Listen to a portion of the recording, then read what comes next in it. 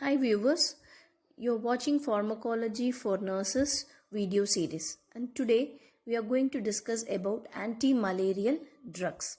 So what is malaria? It is a prevalent protozoal disease impacting individuals across the world. So it has four species: Falciparum, Viva, malaria and Plasmodium ovale. So the client will report symptoms like headache, high fever, chills, sweating, fatigue, body pain, nausea, vomiting and enlarged spleen. So how the life cycle of malarial parasite look? It has two types, like one cycle happens inside the mosquito, the other cycle happens inside the human being. So the infected mosquito will develop sporozoites. The sporozoites will go and reach the salivary gland of the mosquito and it stays there. So when this female Anopheles mosquito bites the human, this along with the anticoagulant with the saliva, the sporozoites also enters into the human body. So through bloodstream they reach the liver, and here in pre-erythrocytic phase, what happens in the liver, this will infect the liver and get multiplied. And during the erythrocyte phase, what happens, it will reach the bloodstream and it will start infecting the RBCs. So one RBC, it will enter and it will multiply and breaks up to release so many parasites, and it will reach each RBCs and it will start spreading the infection. So during this phase, the patient will have lot of clinical symptoms. So from this infected blood is sucked by the mosquito. Again, it will go and it will infect the mosquito and start producing sporozoites. So this is how the life cycle of the malarial parasite runs. So how we can treat the malaria? Anti-malarial treatment given by some objectives like prophylaxis, that is prevention of malaria, treating the clinical malaria, complete eradication of malarial parasite, and preventing the transmission of malaria. So these are all the four objectives. On basis of these four objectives only, we will give anti-malarial treatment. So in prophylaxis, we give two types of prophylaxis, that is causal prophylaxis and suppressive prophylaxis. In causal prophylaxis, the drugs will act on the pre-erythrocytic phase, that is the phase which is happening inside the liver.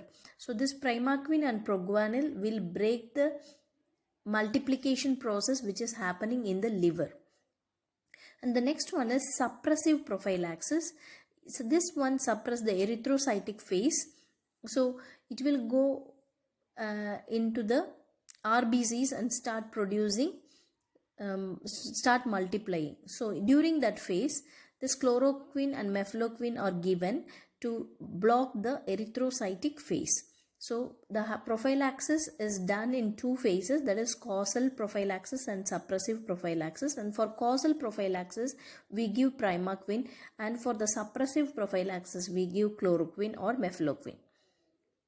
The next one is treating the clinical cases. When the patient report to the clinics with symptoms, then we will start them on drugs. So this is again classified into two types, that is fast acting high efficacy drugs and slow acting low efficacy drugs. What this drugs does, what is the mechanism of action of these drugs is erythrocyte key zones, that is it suppress the erythrocytic phase, reducing the malarial fever.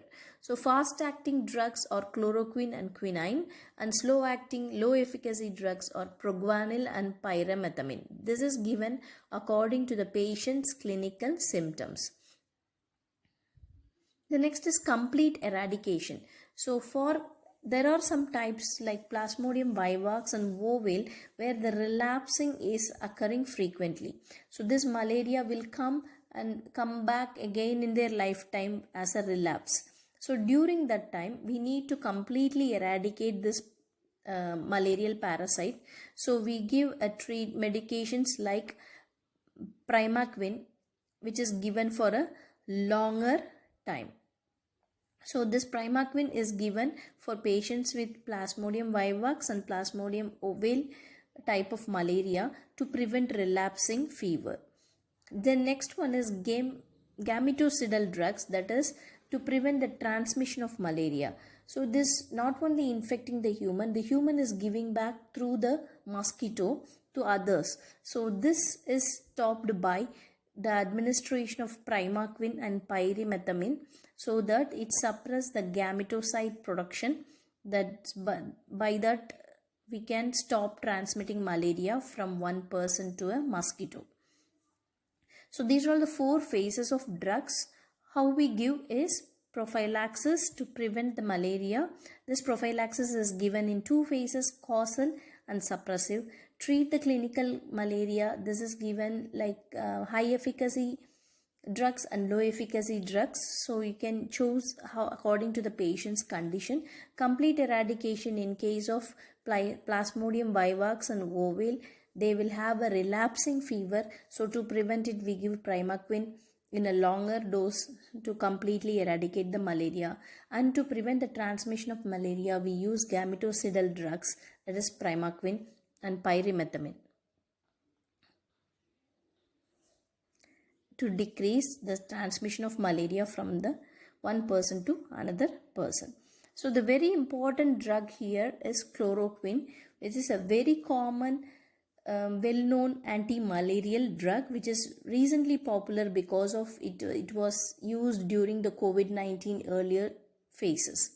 So it is a synthetic drug, acts against all 4 types of malaria. So you can, whatever the malarial species is, the chloroquine is effective.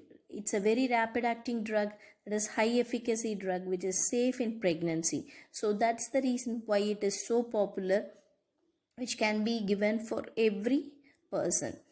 It has anti-inflammatory properties as it is used in rheumatoid arthritis. It is not only in malaria, it is used in malaria, amoebiasis, rheumatoid arthritis, lepre reactions, tuberculosis, and of course we have been using it during COVID-19 time also. So what is the adverse effect here? It causes cardiomyopathy, irreversible retinopathy. So these are all the major adverse effect of chloroquine, especially when we use it for a longer time. Patients may report with cardiomyopathy and retinopathy. So what is the mechanism of action? Most of the antimalarial drugs, what it does, it enters into the RBCs and it stops the heme polymerase. So what it does is chloroquine enters into the RBCs and it goes into the food vacuole of the parasite, that is, and it stops heme polymerase. So heme is toxic to the parasite. So and this hemoglobin, the globin is taken by the parasite. So when the heme polymerase is blocked, accumulation of the heme, which is toxic to the parasite, happens, that by thereby killing the parasites. So this is what happens in most of the antimalarial drugs. The chloroquine, it enters into the RBCs and it enters into the food vacuole of the parasites, where it inhibits the production of heme polymerase enzyme, which causes production of or accumulation of heme in the body, which is toxic to the parasite and kills the parasite.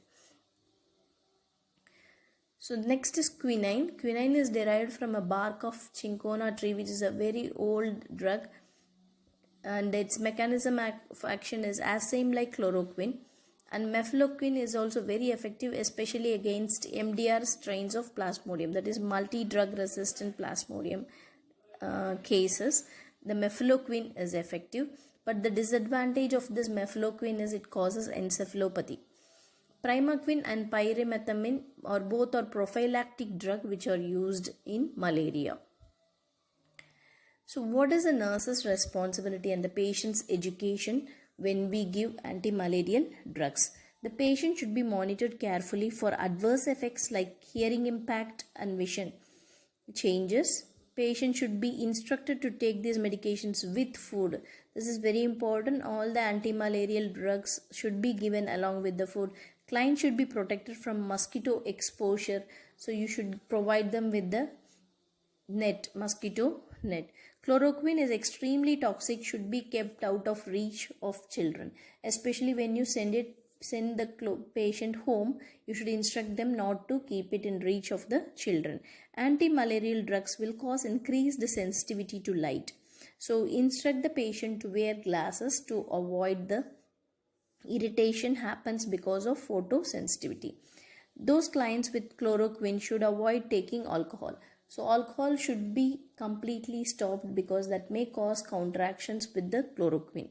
As the treatment regime is longer, they should be checked for compliance and adherence to the therapy. So malarial therapy is also a long-term therapy where the patient has to take the medications in a longer duration. So you should instruct and make the patient adhere to the therapy. So these are all the nurse's responsibility and patient teaching which you should emphasize. You should tell them to protect them from mosquito bites because they should not spread the disease to others.